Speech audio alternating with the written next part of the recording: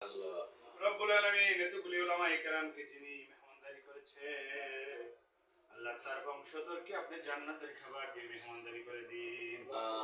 আল্লাহ এতিমখানা মাদ্রাসার জন্য আব্দুল খানেক ভাই অনেক কষ্ট পরিশ্রম প্রথম থেকেই করেছে। আল্লাহ আল্লাহ শেষ পর্যন্ত তিনি যেন মেহনত পরিশ্রম করতে পারে তৌফিক দিয়ে দেন। ওনাদের স্বামী স্ত্রীর জীবনের মধ্যে সুখময় করে দেন। সন্তানরা বিদেশের বাড়িতে আছে, সেই ছেলের মধ্যে রাখেন।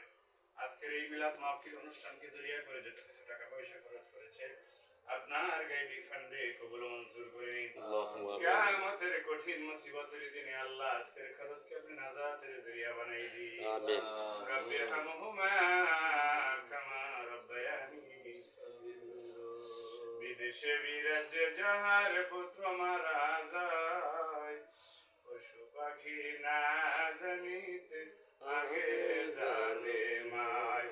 এমন মায়ের কবরে আল্লাহ আযাব দিও না, আমাদের ডাকে সারা গদিও নীরব থাইকো না।